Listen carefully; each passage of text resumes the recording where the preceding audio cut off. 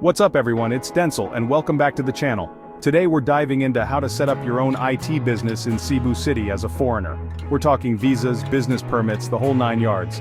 Whether you're a seasoned tech entrepreneur or just starting out, I'm breaking down the essentials. Stick around to the end for the top 5 things you need to make your Cebu adventure a reality. Let's get started. Alright, first things first, visas. You can't launch a business in the Philippines without sorting out your legal stay. The most common visa you'll need is the Special Investor Resident Visa, or SIRV. It's designed for foreigners who want to invest and set up shop in the country. For an IT business, you're looking at a minimum investment requirement, usually in US dollars. You'll need to prove your investment goes directly into your business. Think office space, equipment, salaries. Be prepared for some paperwork, passport, visa application forms, business plans. The processing time for the SIRV can vary, so apply well in advance. The Philippine Embassy or consulate in your home country is your first point of contact. They can give you the most up-to-date info on requirements and fees. Don't cut corners with the visa process. The last thing you want is to jeopardize your entire business venture because of visa issues.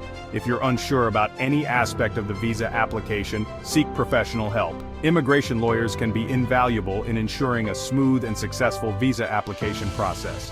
Think of it as an investment in peace of mind. Knowing you've got your legal stay sorted allows you to focus on what really matters, building your business. Once you've got that SIRV in hand, you're officially in business, literally. It's time to move on to the exciting part, registering your company. Let's dive into that next. So you've got your visa sorted, congrats. Now it's time to make your IT business official in the eyes of the Philippine government. The process is pretty straightforward if you know where to go and what to expect. Your first stop is the Department of Trade and Industry, or DTI, to register your business name. Have a few options ready in case your first choice is taken. Once that's approved, move on to the Securities and Exchange Commission, or SEC. The SEC handles the incorporation of your business. For most IT businesses started by foreigners, a one-person corporation or OPC is the way to go. It offers flexibility, especially if you're initially the sole shareholder. The SEC will require your articles of incorporation and bylaws. These documents outline your business activities, ownership structure, and other important details. Once you're done with the SEC, get a tax identification number, or TIN, from the Bureau of Internal Revenue, or BIR. The BIR handles everything tax-related. After the BIR, secure a mayor's permit from the Cebu City Hall. This permit allows you to operate your business within the city limits. You'll likely need to submit some of the documents you used for your SEC registration. The City Hall website usually has a comprehensive list of everything you need. The last step is getting clearances from the Social Security System, SSS, PhilHealth, and Home Development Mutual Fund, PAG-IBIG. These cover Social Security, health insurance, and housing loans for your employees. Setting up these accounts early on will make it much easier when you start hiring your team. Having your business properly registered not only keeps you on the right side of the law, but also opens doors to opportunities. So, tackle that paperwork and get ready to make your IT business official in Cebu. Next, let's talk about building your local network. Stay tuned. Let's talk about something crucial to succeeding in business partnerships. I'm talking about building relationships with local businesses, suppliers, and other entrepreneurs. Cebu City thrives on relationships. Having a strong local network can make a world of difference. It's like having a shortcut to understanding the local market and finding the best talent. So, how do you go about building these relationships? Networking events are a great place to start. Cebu has a vibrant startup scene with events where you can connect with fellow entrepreneurs, investors, and potential mentors. Don't be afraid to strike up conversations and share your ideas. Another way to connect with potential partners is through industry associations. There are organizations specifically for IT and BPO companies in Cebu. Joining these associations can give you access to valuable resources and networking opportunities. When choosing local partners, trust your gut. Look for people who share your vision, values, and work ethic. A good partnership is a two-way street. It's about mutual benefit and support. Building strong relationships takes time and effort. Be proactive, offer your skills and expertise, and show genuine interest in the success of your partners. Local partners can help you understand consumer behavior, cultural nuances, and navigate local regulations. They can also help you find the best talent.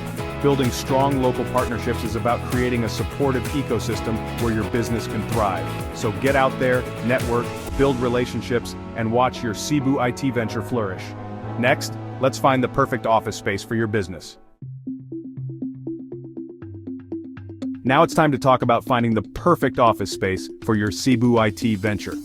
Cebu City has a lot to offer in terms of office spaces, from modern co-working spaces to traditional office buildings. The key is finding the right fit for your budget, team size, and overall vibe.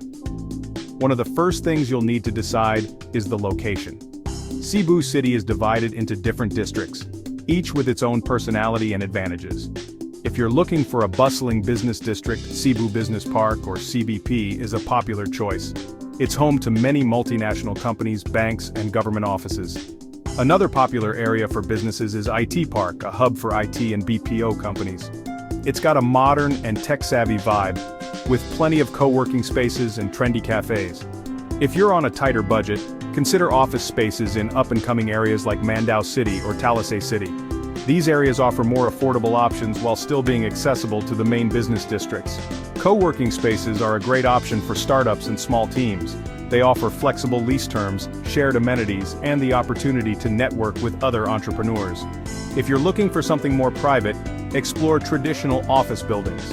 When choosing an office building, consider factors like security, parking, accessibility, and internet connectivity. Negotiate a favorable lease agreement and understand all the terms and conditions. It's also a good idea to have a lawyer review the contract before you sign anything. Your office space is more than just a place to work. It's a representation of your brand, so take your time, explore your options, and choose a space that reflects the image and aspirations of your Cebu IT venture. Next, let's talk about hiring your team in Cebu. Now it's time to talk about the heart of any successful company, your team. Hiring in the Philippines, especially in the IT sector, is a bit different than what you might be used to. The Philippines has a very young and highly educated workforce. English proficiency is generally very high, especially in Cebu. This means you'll have access to a large pool of talented and motivated individuals. When it comes to finding candidates, there are a few different routes you can take.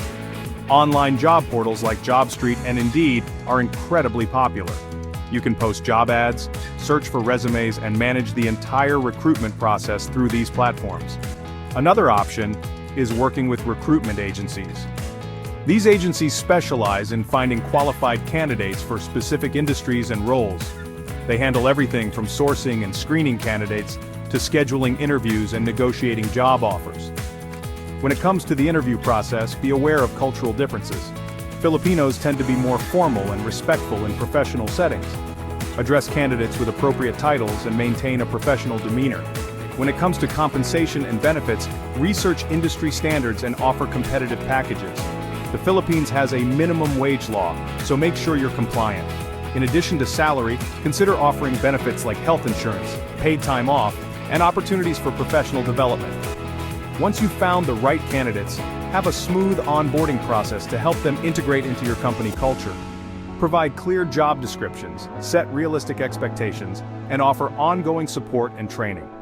Building a strong team is an ongoing process. It's about creating a positive and supportive work environment where your employees feel valued and motivated. Invest in your team, empower them to grow, and watch as they help you take your Cebu IT venture to new heights. Finally, let's wrap up with some final thoughts. And there you have it, the blueprint for launching your very own IT business in the heart of Cebu City. We've covered everything from navigating the visa process and registering your business to finding the perfect office space and building your A-team. Remember, starting a business, especially in a new country, is a journey full of challenges and rewards. But with careful planning, the right mindset, and a willingness to embrace the local culture, you'll be well on your way to success. If you found this video helpful, hit that like button and subscribe to the channel for more insightful content on tech, business, and everything in between. Good luck with your new venture, and I'll see you in the next one.